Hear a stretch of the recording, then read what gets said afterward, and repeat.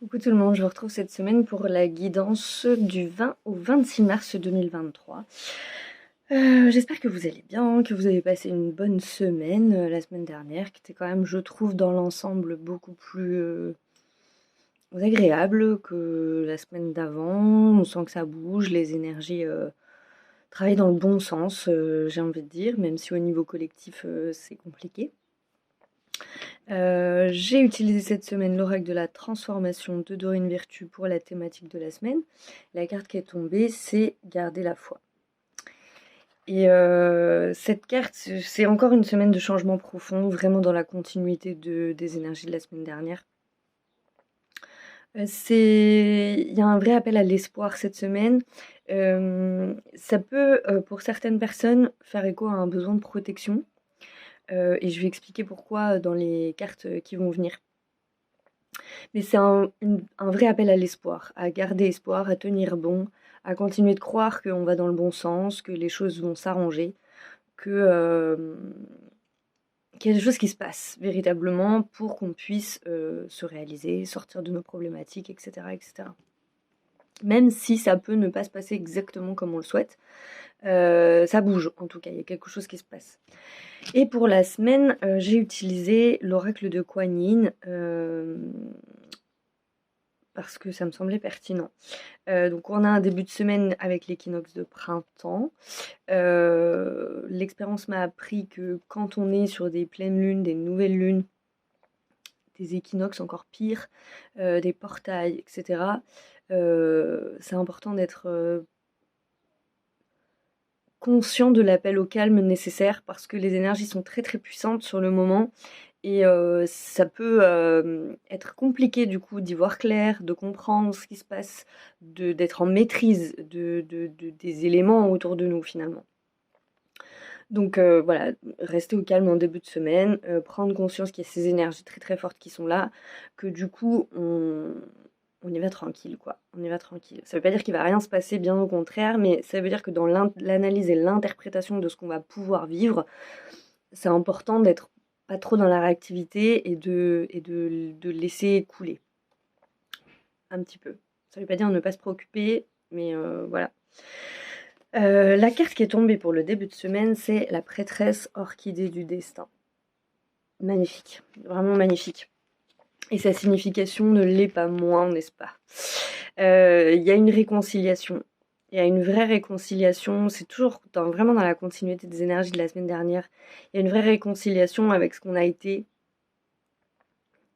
ce qu'on est, et ce qui n'a pas ou jamais été accepté par les autres, pour quelque raison que ce soit. Nos consciences continuent vraiment de s'aligner avec ce qu'on est censé faire, ce qu'on est censé être. Donc on lâche des petites parts de nous pour pouvoir accéder à de nouvelles. Il y a un vrai besoin de s'ouvrir, d'être ouvert à la nouveauté, de faire de nouvelles choses. Et je vais prendre un exemple personnel, même si j'aime pas trop parler de moi, mais parce que ça m'a résonné ça en fait. Je l'ai déjà dit plusieurs fois pour ceux qui me suivent depuis longtemps, plus mélange c'était pas une évidence pour moi parce que je n'aime pas me montrer, je suis d'une extrême timidité et la vie, n'est-ce pas, a voulu que je travaille cette timidité, donc plein de fois dans ma vie. Mais là, en faisant plus mélange, c'était une autre strate. Une autre strate. Ça a été très compliqué pour moi de sauter le pas. Ça me travaille toujours aujourd'hui. C'est compliqué. Vous faire des vidéos, c'est pas une évidence. C'est pas quelque chose qui est genre super fluide et naturel. Et en fait, c'est ça qui va travailler cette semaine, c'est la notion de dépasser ses peurs, de dépasser certains blocages comme ça. Et je vous dis ça parce que je le ressens très fortement pour ma part de ce côté-là. Il y a vraiment quelque chose qui me demande de sortir toujours un peu plus de moi-même au niveau de Pluméange. Euh, et, euh, et cette semaine, j'ai vu un éducateur pour mon chien. Et parce que je voulais savoir s'il avait pas de problème de socialisation, etc. Et voilà, il se trouve qu'il en a pas du tout et que ça va très bien. Et du coup, l'éducateur me dit, bon bah la prochaine fois que tu te balades, tu vois avec un autre propriétaire de chien et puis tu lui demandes si son chien il est bien socialisé, si tu peux laisser ton chien jouer avec, etc., etc. Et, euh, et là je me suis dit, ok d'accord. Et j'ai souri en mon fort intérieur parce que c'est vraiment des choses que je fais jamais. Je vais jamais parler aux gens dans la rue, genre vraiment jamais. Faut vraiment que j'ai pas le choix, quoi, ou je sais pas, ou que j'ai pas mon téléphone, mais que j'ai pas l'heure, enfin voilà, mais c'est rarissime, quoi. Parce que effectivement, je suis vraiment d'une extrême timidité. Et là, je vois bien que l'expérience de la vie, elle m'oblige à sortir de ma coquille. Elle m'oblige par plein de petits bouts. Alors, ça peut paraître bête à certaines personnes, parce que parler à quelqu'un dans la rue, c'est fondamentalement pas très grave, hein, et assez normal finalement. Mais pour moi, c'est une autre sortie de confort.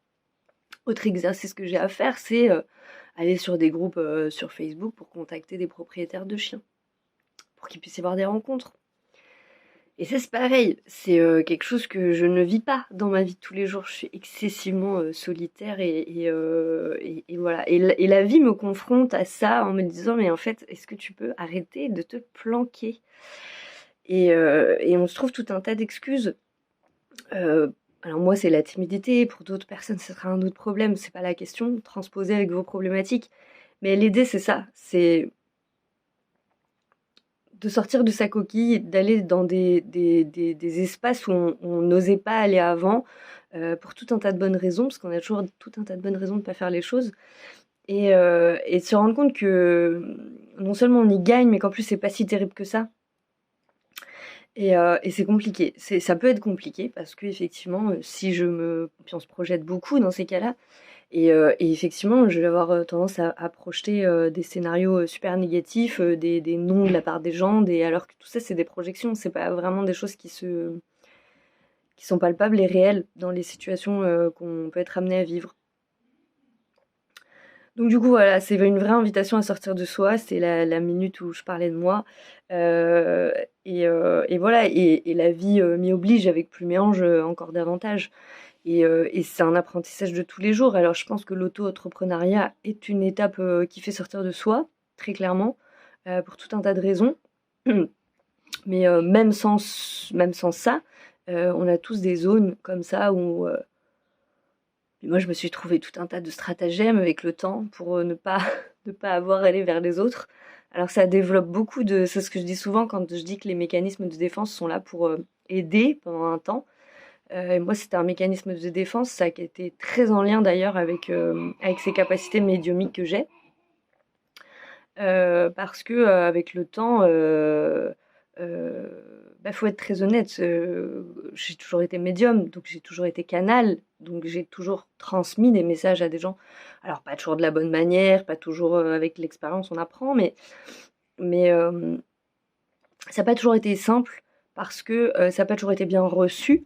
euh, pour la bonne et simple raison que c'est jamais facile d'entendre des choses sur soi quand on n'est pas en conscience sur ces mêmes choses. Donc j'avais toujours un peu le rôle de la méchante. euh, et ça a créé une blessure, très clairement, avec le temps. Cette blessure, elle est beaucoup plus en paix maintenant parce que déjà j'ai appris à, comment dire, à bien destiner mes messages, à les formuler, à comprendre ce qui me traversait aussi. Donc toutes ces choses-là, c'est des choses qui m'ont aidé. Ça fait pas de ce que je dis des vérités générales. Moi, mon ego par rapport à ça, il est assez carré dans le sens où... et c'est d'ailleurs pour ça que j'ai pas très envie de faire des vidéos. En tout cas, j'avais cette envie de transmettre des messages, mais j'avais pas envie de le faire par ma propre personne. Pourquoi? Parce que j'estime que ma propre personne n'est pas importante dans le processus, que on n'a pas besoin de voir ma tête tous les jours pour écouter le message en fait. Et pendant longtemps, j'ai négocié avec moi en me disant je vais faire ça, je vais dire des messages, mais je vais pas montrer ma tête parce que c'était plus facile en fait, tout simplement. Et en même temps, ça correspond à une vraie valeur, c'est-à-dire à une vraie croyance. Je crois qu'on s'attache trop aux personnes et pas assez à ce que les gens disent. Et ce qui est important, c'est le fond de ce que les gens disent. C'est pas ce qu'on paraît. Et aller sur les réseaux sociaux, c'est nourrir cette notion de paraître, qui est certes importante parce que on a besoin de savoir à qui on parle, on a besoin de savoir d'où vient la personne, etc. Mais on voit bien aussi que les réseaux sociaux n'ont pas été créés que dans un but hyper lumineux et positif, et que ça fait ressortir des parts narcissiques de nous très très très très très fortes, vraiment très très fortes.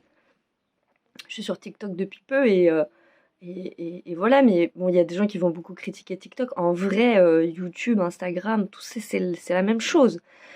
Donc, ça a été un conflit pendant longtemps, c'est ça que je veux dire pour moi, de faire tout ça, parce que ça rentrait en conflit avec des valeurs, avec des croyances, euh, et, et, euh, et voilà, et j'ai lâché petit à petit, mais tout en me gardant cette sécurité de me dire, c'est moi qui contrôle l'outil et je veux continuer d'être en conscience sur ce que je fais. Je suis très attachée au sens du pourquoi je fais les choses, du pourquoi on fait les choses, de ce que ça veut dire et de l'impact que ça a. Et il y a des choses que je me refuse à faire. Il y a des fois sur des vidéos, et c'est un exemple tout bête, mais il y a des fois sur des vidéos, j'ai une sale tête parce que je suis fatiguée, parce que si, parce que ça. Et ce serait tentant de mettre un filtre. Ce serait tentant de me montrer autrement. Et je le fais pas parce que je crois que c'est important de pas le faire en fait. Je crois que c'est important de pas nourrir certaines choses. C'est comme ça qu'on, à mon sens en tout cas, c'est comme ça qu'on modifie le monde en acceptant une part de ses règles, mais sans négocier avec ses valeurs en fait, tout simplement.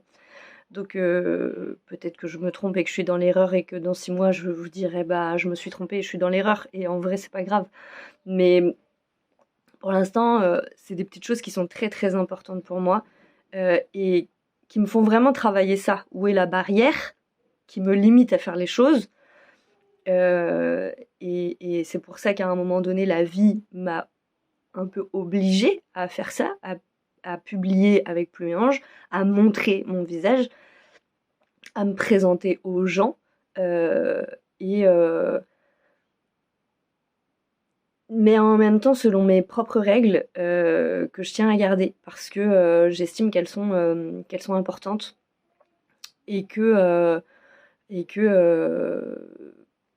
c'est important le sens du pourquoi on fait les choses. Voilà, ça c'était une petite digression, mais c'était important et c'est important aussi, je pense, pour les gens qui me suivent parce que peut-être des fois vous comprenez pas certaines choses ou voilà, mais je réfléchis mille et une fois avant de faire un truc, c'est genre très très long et du coup voilà, donc sortir de soi, c'est très très important. Aller explorer des parts de soi qu'on a mis de côté ou qu'on a un petit peu tué avec le temps parce que pour tout un tas de fausses raisons, parce que c'était pas accepté par les autres, parce qu'on se sentait pas compris, parce que des raisons, il y en a énormément. Donc en début de semaine, on est vraiment invité à ça. Je pense que c'est le travail de l'équinoxe d'ailleurs, de cet équinoxe. De toute façon, c'est l'exposition de la lumière, donc voilà, c'est pas très très étonnant. Donc allez regarder ça, toutes ces zones qui travaillent, où vous osez pas être vous-même, et où c'est hyper important d'être soi maintenant, dans tout ce que ça représente, et y compris si ça plaît pas, parce que parce que euh, parce que c'est comme ça qu'on atteint notre complétude et qu'on n'est pas là pour plaire aux gens, on est là pour être nous-mêmes. Et au final, quand on plaît pas aux gens, ça veut aussi dire quelque chose, mais contrairement à ce qu'on pense, ça veut pas dire quelque chose de nous, ça veut dire quelque chose de l'autre, en fait. Donc voilà, toutes ces choses-là, c'est important. Pour le milieu de semaine, il y a 2 cartes qui sont tombées. Le lutte de la Marilis, voilà, et écoutez, la mère tigresse jaune. J'ai vraiment moins de choses à dire sur les cartes qui suivent parce que le lutte de la Marilis fait référence à l'encouragement. C'est vraiment un encouragement pour entamer ce travail cette semaine, de sortir de la peur, de s'exposer, de se montrer, d'aller faire telle ou telle chose, de dire telle ou telle chose à quelqu'un, de vivre telle ou telle expérience.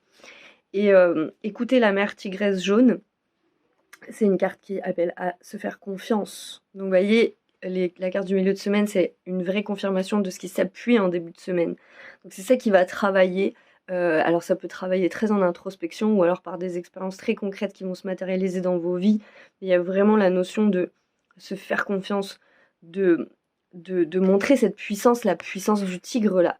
La puissance du tigre, son rayonnement. C'est un appel à être courageux, authentique, vrai. Et encore une fois, même si ça plaît pas. Moi, c'est très souvent, et ce sera peut-être le cas après cette vidéo, que quand je me montre comme ça dans des moments d'authenticité, ben, j'ai une perte d'abonnés par exemple. Ce qui, vous voyez, vient appuyer, titiller un truc en se disant oh là là, bah, ça veut dire que les gens en fait ils aiment pas ce que je reflète, ils aiment pas ce que je suis en train de dire, ils aiment pas ce que je suis. Et c'est faux, en fait. Ça veut juste dire que ça leur correspond pas ou pour tout un tas de raisons. Et en vrai, on s'en fout, c'est pas très important. Mais ça vient faire travailler ça. Et la carte de la fin de semaine, c'est l'appel de la grue qui danse. Et là, pour cette fin de semaine, il y a un petit retour à l'introspection et à la guérison, mais dans un sens où ça vient faire appel à notre propre guérisseur, donc à prendre du temps pour soi en cette fin de semaine. Je pense pour valider aussi beaucoup ce qui se sera passé en début et en milieu de semaine. Donc dans des choses qui vous font du bien.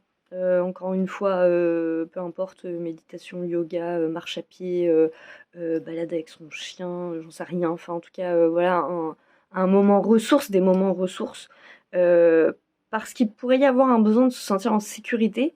Parce que comme on travaille des zones qu'on n'a pas forcément travaillé, où on est, enfin, en tout cas à ce niveau-là, et où on nous demande de sortir de nous-mêmes, etc., et qu'on vit des changements qui peuvent être intenses, bah, ça vient forcément travailler le sentiment de sécurité, de se sentir un petit peu fragile, un peu, je sens rien de dramatique, mais un besoin de se sentir en sécurité. Donc aller vers des choses qui vous sécurisent. Et ça parle d'ancrage, bien évidemment, mais l'ancrage est vraiment fondamental en ce moment. Vraiment, vraiment. Il n'y a pas une journée là où on peut se permettre de ne pas être un minima ancré, même plusieurs fois dans la journée, certains jours. Donc voilà, je vous souhaite une excellente équinoxe. J'espère qu'elle vous apportera tout un tas de réponses et de lumière sur ce qui bloque dans vos vies ou sur ce qui vous pose problème. Et, et voilà, je vous souhaite une très très belle semaine dans l'ensemble. À bientôt.